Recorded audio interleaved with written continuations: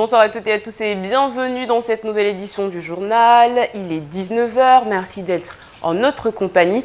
Le député Brahim Aboubacar nous accompagnera tout au long de cette édition. Bonsoir. Bonsoir. Nous reviendrons avec vous sur l'actualité. Ce sera juste après les titres du jour.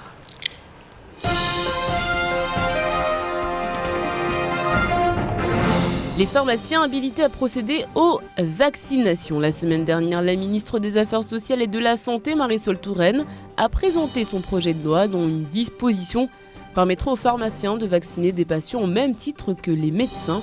Il ne s'agit pour le moment que d'un projet de loi, mais déjà des mécontents se font entendre. 7 ateliers de travail sont lancés aujourd'hui à Mayotte afin de rédiger, avant la fin de l'année, le document stratégique Mayotte 2025. Le chantier est colossal.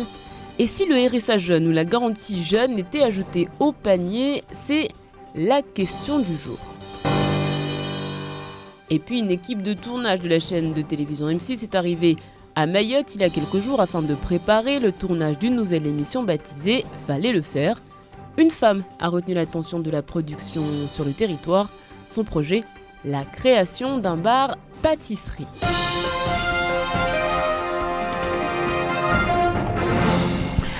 Mais d'abord, on en vient à ce très violent accident de la circulation qui s'est produit en fin d'après-midi à Kaweni. 4 blessés, dont une personne gravement touchée. Un accident qui s'est déroulé au niveau du Barakili. Les témoins sont choqués par la violence de ce qu'ils ont vu. Shakila Issouf était sur place. La femme est gravement blessée, son bras est écrasé, son visage a été touché, son pronostic vital n'est pas engagé, mais cet accident spectaculaire laissera des séquelles. Selon les différents témoignages, la conductrice de 2 roues venant de Mamoudzou aurait tenté de doubler une voiture. Au dernier moment, elle se rétracte et freine. Le véhicule derrière elle la percute de plein fouet. La dame est alors projetée au sol. Et puis la dame, donc, elle a doublé la voiture. Comme elle a doublé, elle est tombée entre-temps. Et la voiture qui venait du sens contraire, et il lui a roulé dessus. Il lui a roulé dessus sur la tête et la main. Il a la main cassée et la tête.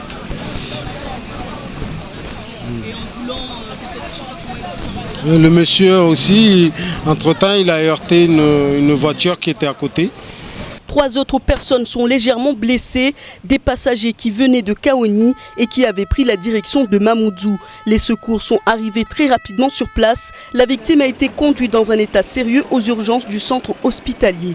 Le SMUR, les pompiers, la police nationale et la police municipale se sont rapidement rendus sur place. Une enquête va être ouverte pour déterminer les circonstances exactes de l'accident. Et nous vous tiendrons bien évidemment informés de la situation si elle venait à évoluer. On en vient maintenant à ces ateliers Mayotte 2025 qui continuent aujourd'hui. Ce matin, Smiyam Ibrahim Aboubacar a donc présidé l'un d'entre eux en portant l'amélioration et la vie des collectivités et ainsi que l'achèvement de la départementalisation. Le CNFPT a d'ailleurs ouvert la séance en présentant son bilan social sur les collectivités locales, adaptation des compétences, développement des formations ou mise en place d'une gestion. Camille Leca était sur place. L'enjeu, c'est d'abord construire une démarche mobilisant et étayant les acteurs locaux pour mettre en œuvre une gestion dynamique et prospective des ressources humaines basée sur la notion de métier. L'enjeu est clair, il faut améliorer le fonctionnement interne des collectivités territoriales. Comme point de départ au débat, la délégation mahoraise du Centre national de la fonction publique territoriale s'est appuyée sur une étude précise, celle qu'elle a menée auprès des ressources humaines des différentes collectivités de l'île. Un bilan social qui met en lumière plusieurs faiblesses. On a des points d'amélioration qu'on appelle des faiblesses, notamment on a constaté un déficit d'encadrement. Il y a un sous-encadrement constaté dans quelle que soit la collectivité qu'on prend à Mayotte. Il y a très peu de catégorie B, donc on a très peu de catégorie A et tout de suite on a un nombre très important de catégorie C et ce qui fait défaut notamment en termes de management opérationnel sur le terrain. Mais ces points faibles permettent aujourd'hui de dessiner des pistes à suivre. Après 1 heure de débat entre les parties prenantes, il ressort que la mutualisation des moyens pourrait être une partie de la solution. Je pense que ce travail est aussi à mettre en perspective par rapport aux enjeux du territoire de Mayotte, notamment la question de l'intercommunalité. Nous avons beaucoup de sujets stratégiques qui méritent notamment une certaine mutualisation, la question de l'action sociale, l'éducation, la jeunesse. On a un paradoxe, celle de constater que 60% de la population a moins de 25 ans et pourtant quand on regarde l'organisation, la structuration des collectivités sur ce champ-là, ça fait défaut. Là, dans les propositions et les améliorations. Cet atelier de travail, présidé par le député Ibrahim Aboubakar, regroupait des représentants du Conseil général, des communes, de la préfecture, des syndicats ouvriers et patronaux, mais aussi de simples citoyens. Tous ont pu prendre la parole et alimenter le débat. Un débat dont les conclusions viendront remplir la feuille de route Mayotte 2025. Le compte-rendu de cette séance sera lui publié fin octobre. Et à part la présentation de ce bilan social, l'atelier a ouvert le débat sur deux autres thématiques, celle des ressources budgétaires et fiscales des collectivités ainsi que celle de Mayotte en tant que territoire européen. Et puis une autre thématique, pourquoi pas, le RSA jeune et la garantie jeune, deux mesures qui pourraient contribuer à tirer vers le haut la jeunesse mahoraise. L'occasion peut-être d'installer ce débat. Ces mesures ne sont pour le moment pas applicables à Mayotte. Explication. Le document stratégique Mayotte 2025 devra inclure des mesures qui pourraient faire partie du panier de sauvetage du 101e département. Ainsi, avec le plus fort taux de chômage en France, l'institution du RSA jeune actif serait susceptible d'être envisagée à Mayotte, une mesure qui devrait être accompagnée également de la garantie jeune. Qu'est-ce que le RSA jeune actif ? Les jeunes de moins de 25 ans, y compris les chômeurs et les étudiants, peuvent bénéficier du RSA à condition de justifier d'une période d'activité minimale. Ainsi, la personne âgée de moins de 25 ans doit remplir les mêmes conditions que celles prévues pour tout demandeur, mais doit en outre avoir exercé au préalable une activité professionnelle pendant une certaine durée. Et la garantie jeune, à quoi sert-elle ? Cette garantie est destinée aux jeunes en situation de grande précarité qui ne sont ni étudiants ni salariés et qui ne vivent pas chez leurs parents. Le dispositif n'est actuellement appliqué que sur certaines parties du territoire français. Comment fonctionne le dispositif ? La garantie est instituée à titre expérimental depuis octobre 2013. Elle restera en vigueur jusqu'au 31 décembre 2015, avant peut-être une généralisation si son efficacité est révélée. Afin de bénéficier de la garantie, il convient de s'adresser à une mission locale. Le dossier du jeune est ensuite examiné par une commission. Quelles sont les règles à respecter ? La durée du contrat est d'1 an renouvelable. En ce qui concerne la location en elle-même, le jeune bénéficie d'une aide mensuelle dont le montant est équivalent à celui du RSA pour une personne seule. Il s'agit ici de deux mesures qui pourraient offrir de nouvelles perspectives d'avenir aux jeunes. Début 2015, le Premier ministre Manuel Valls sera sur le territoire afin de boucler le chantier de Mayotte 2025 et porter la première lecture de l'avenir du 101e département.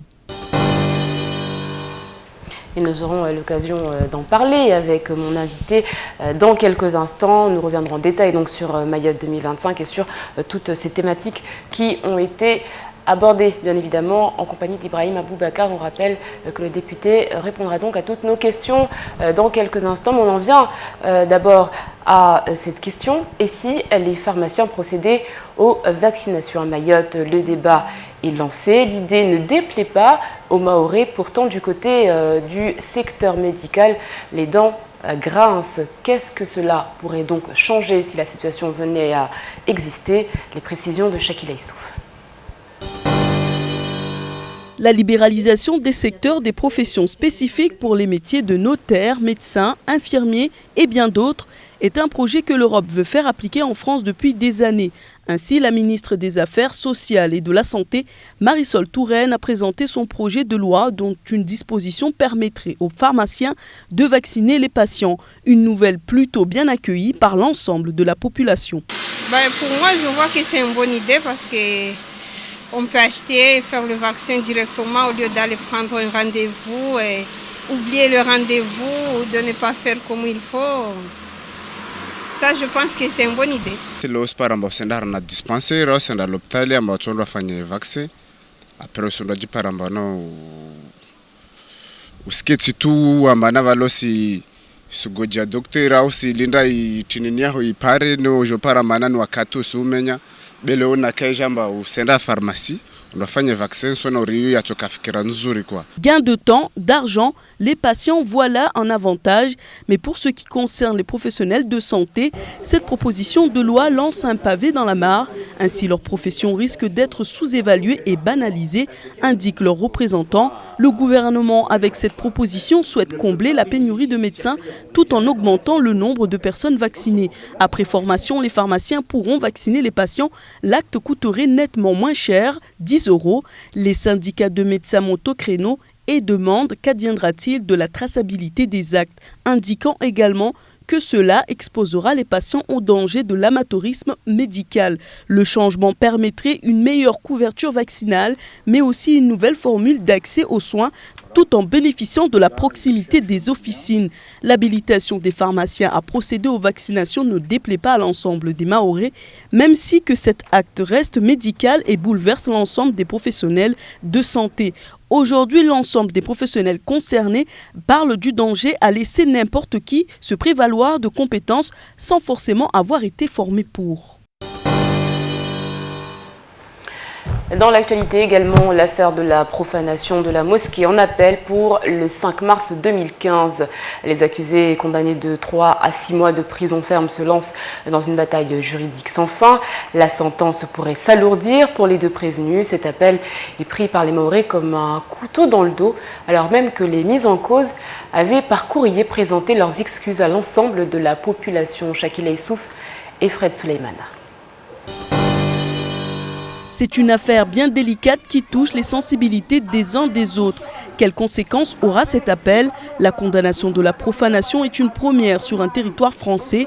Ainsi, même si la qualification de l'acte commis était difficile à qualifier, la poursuite de ce jugement risque encore de réveiller les tensions qui semblaient apaisées. Quels seront les effets d'un appel sur quelque chose sur lequel déjà, sur un jugement déjà sur lequel les Mahorais même ils sont retrouvés une certaine assurance, ont émis quelques réserves du fait de la non-présence de ces accusés qui se sont fait représenter, qui n'ont pas eu le courage, je dis bien qu'ils n'ont pas eu le courage d'affronter la justice et de répondre de leurs méfaits devant le peuple qu'ils ont quelque peu agressé.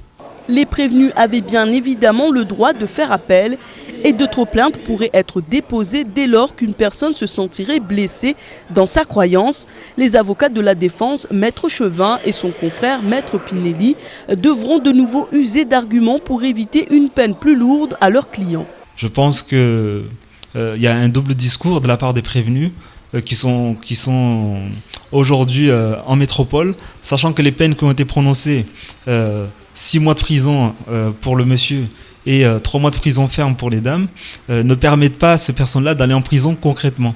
C'est des peines aménageables, il suffit de justifier d'un travail pour que ces personnes-là n'aillent jamais en prison. Donc on ne comprend pas cet appel aujourd'hui. Est-ce que les accusés seront présents en appel? La question se pose puisque ce sont eux qui ont demandé à ce que l'affaire soit rejugée. Aujourd'hui, les musulmans de Mayotte ne demandent qu'à tourner la page et laisser derrière eux cette affaire de tête de cochon déposée sur le parvis de la mosquée de Dzaoudi l'Abattoir.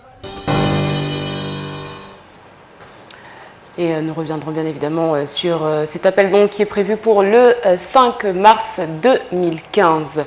Les agents de l'unité d'action sociale du centre antenne du Conseil général installé à Chiconi sont toujours en colère. Souvenez-vous, la semaine dernière, ils exerçaient leur droit de retrait afin de protester contre des conditions de travail jugées indécentes. Un préavis a également été déposé aujourd'hui. Le DGA du Conseil général leur a rendu visite. Une personne ne suffit pas pour des négociations, indique le personnel. Écoutez à ce propos Rafza Issoufali, trésorière adjointe de la CGTMA, qui explique qu'il y aura bien grève demain. En tout cas, je ne pense pas qu'il y aura trop de négociations parce qu'une personne ne peut pas négocier. Et surtout, depuis le 30 septembre, on a lancé un droit d'alerte. Il n'y a personne qui a bougé, droit de retrait, il n'y a personne qui a bougé. On est la veille du grève, c'est-à-dire le J-1. C'est maintenant qu'ils interviennent. Du coup, nous leur demandons à ce qu'ils se mettent ensemble pour la journée de demain. Parce que notre but, ce n'est pas de faire la grève, c'est pour avoir une négociation, pour trouver un intérêt d'attente commun. La forme prendra, c'est la population qui ont décidé de nous soutenir la journée de demain de Chiconi. Elles montent tous dans des bus et descendent à Mamoudou, au Conseil général, pour soutenir les agents du Conseil général pour trouver une solution la journée de demain. Dès demain matin, si on arrive à trouver une négociation qui nous mettra à notre terme, notre grève, on arrêtera la grève parce qu'on n'est pas là pour gréver, on est là pour trouver une solution par rapport aux conditions de travail des agents du Conseil général. Voilà, et la population de Chiconi qui donc, normalement, demain devrait se rendre du côté du Conseil général. Nous reviendrons sur cette grève dans notre prochaine édition. Mayotte n'aura jamais été aussi connectée. La guerre des box semble enfin déclarée. Après un démarrage plutôt discret, SFR Mayotte lance l'une de ses plus grosses opérations de communication, une opération historique. L'opérateur téléphonique de Lille se positionne clairement en concurrent sérieux d'Orange. Les images sont signées à Bassaliti. Vous n'avez pas pu passer à côté. Depuis quelques jours, les couleurs SFR ont envahi Mayotte. Panneaux 4x3, site internet, spots publicitaires et surtout, cette big box SFR implantée depuis la semaine dernière en plein cœur du chef-lieu. Après 2 ans et demi de mise en service, un nouveau cap est donc franchi pour la box SFR avec un seul mot d'ordre, simplicité. Alors ce projet-là d'animation exceptionnelle d'event sur le parvis de la place de la République, en fait, le challenge c'était de montrer la simplicité de la box SFR et notamment la Chromecast, aujourd'hui en exclusivité vendue chez SFR. Donc du coup, en venant ici, vous allez pouvoir découvrir comment vous connecter et voir la simplicité de connexion de la box de SFR. Cette box géante de 36 mètres carrés est donc devenue l'attraction à visiter en fin d'après-midi, place de la République. Elle sera visible jusqu'au 1er novembre. Objectif, en mettre plein la vue, mais surtout, vivre l'expérience de la box SFR de l'intérieur. Aujourd'hui, on s'est rendu compte, après plusieurs études, que pour beaucoup de gens, l'Internet c'était quelque chose de compliqué. C'était un monde où on parlait de mégabits, de débit, de haut débit, sans forcément savoir ce que cela voulait dire. Donc nous on a choisi d'avoir la box de tout le monde, d'être la box des Mahorais en parlant de téléphone, de télévision, vraiment des mots simples et de faire en sorte que ce soit accessible à tous, à tout le monde. C'est un 2 mai 2012 qu'SFR Mayotte lance ses premières boxes. 2 ans plus tard, l'opérateur téléphonique s'offre donc un espace publicitaire conséquent, une communication qui aurait tout de même coûté 100 000 €. Une équipe de tournage de la chaîne M6 était à Mamoudzou cet après-midi. Elle venait filmer l'heureuse gagnante mahoraise de l'émission Fallait le faire, diffusée tous les dimanches à 20h45. Sélectionnée dans la catégorie projet professionnel, Claire avait présenté un projet de bar pâtisserie dénommé Grain de sucre. Le jury a retenu sa candidature et son rêve est aujourd'hui sur le point de se réaliser. Les précisions de Camille Leca. L'heure est au dernier préparatif. Les petites pâtisseries sont presque prêtes à mettre l'eau à la bouche au tout premier client.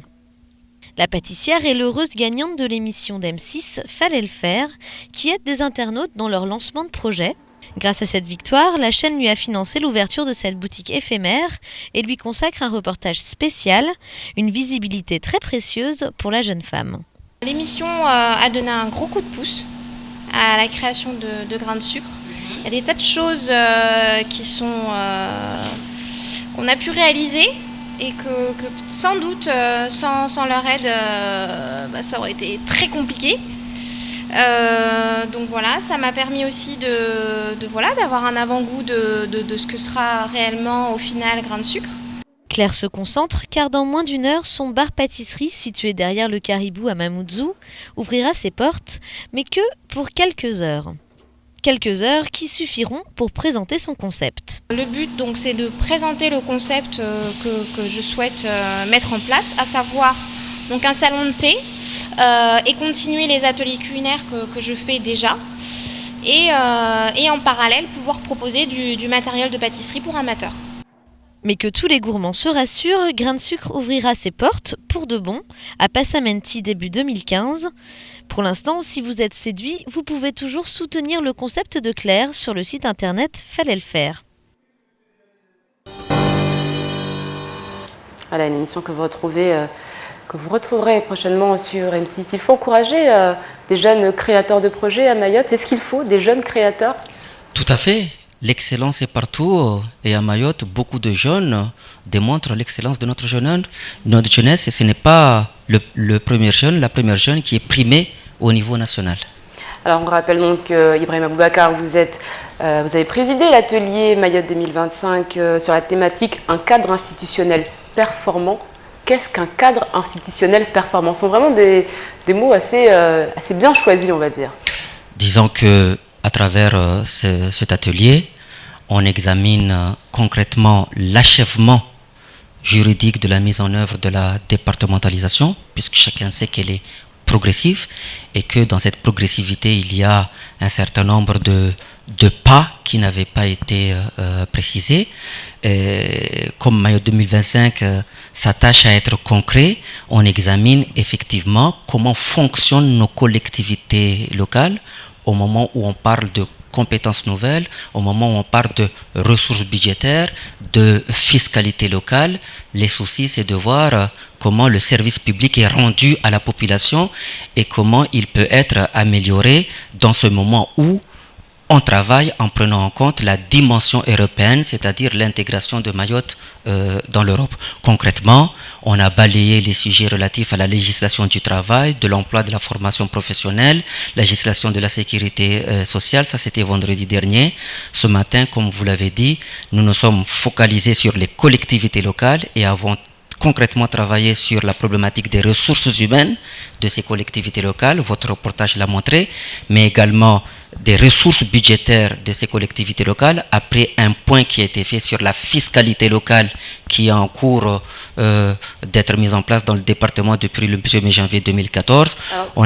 C'est vrai, excusez-moi de vous couper, mais tous ces termes sont assez, on va dire, rigides. On parle de législation, on parle de juridiction, on parle de fiscalité. Est-ce que ça intéresse les Mahorais vraiment? On parle aussi très concrètement parce que dans l'atelier que j'anime, on parle toujours de la vie des gens, du service qui est rendu à la population, des soucis que les entrepreneurs, que la population rencontre dans leur vie de tous les jours face aux services publics. Et c'est là que l'on parle de la vie, l'efficacité des collectivités locales.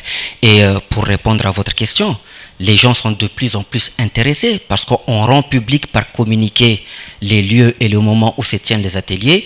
Et je peux vous dire par exemple que ce matin au SMIAM, il y avait pas moins d'une trentaine de personnes, y compris des citoyens comme vous et moi qui étaient là, qui ne représentaient pas forcément des institutions, avec la présence de pas moins de 4 journalistes qui ont pu suivre en direct les travaux qui ont été vraiment riches et animés.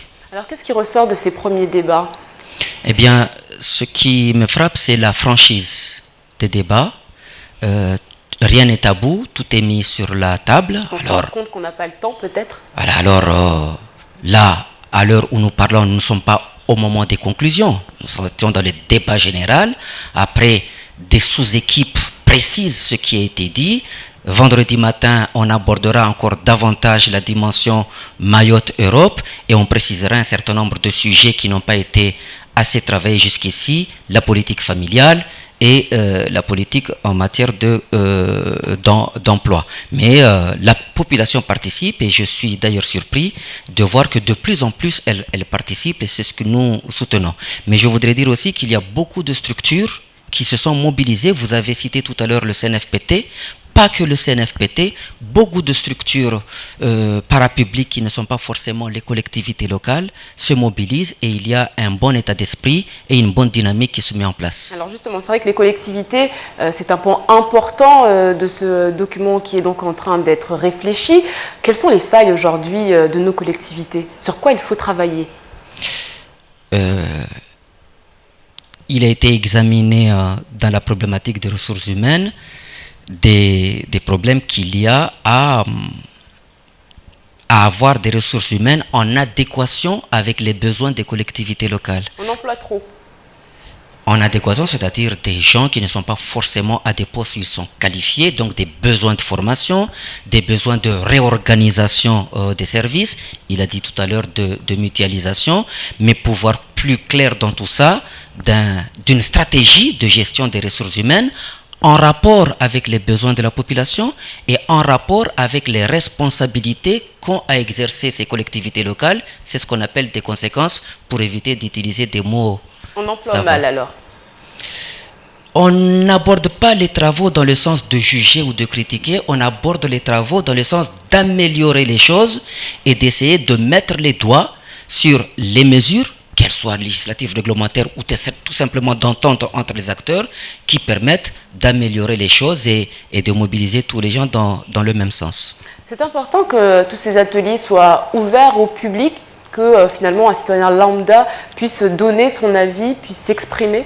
C'est le choix qui a été souhaité par tout le monde dès le départ et c'est le choix que nous nous efforçons au niveau du comité de suivi à respecter, en précisant qu'en plus de participer aux ateliers, tout un chacun a la capacité d'envoyer des contributions écrites pour participer effectivement à ce débat et faire valoir son opinion, à la fois sur l'achèvement de la départementalisation, mais sur la prise en compte également des spécificités que nous souhaitons voir prises en compte. C'est dans les deux sens. Alors justement, concernant donc cet achèvement de la départementalisation, quels sont les gros chantiers qu'il faut encore mener aujourd'hui? Il se connu dans l'atelier que je conduis, c'est toute la législation du travail, de la formation professionnelle, de l'emploi, la législation de la sécurité sociale. Votre reportage a mis le doigt tout à l'heure sur la problématique du RSA jeune et de la garantie jeune. Mais il n'y a pas que ces domaines-là. En matière de législation sur la sécurité sociale, il y a beaucoup de choses à améliorer. Sur la branche famille, par exemple, il y a tout ce qu'il y a concernant la protection de l'enfance en faveur des femmes, pour la maternité, etc. Il y a plein de sujets. Notre objectif n'est pas naturellement un catalogue à la Prévert, mais d'avoir une réflexion d'ensemble pour mettre tous ces sujets-là en cohérence, pour avoir une visibilité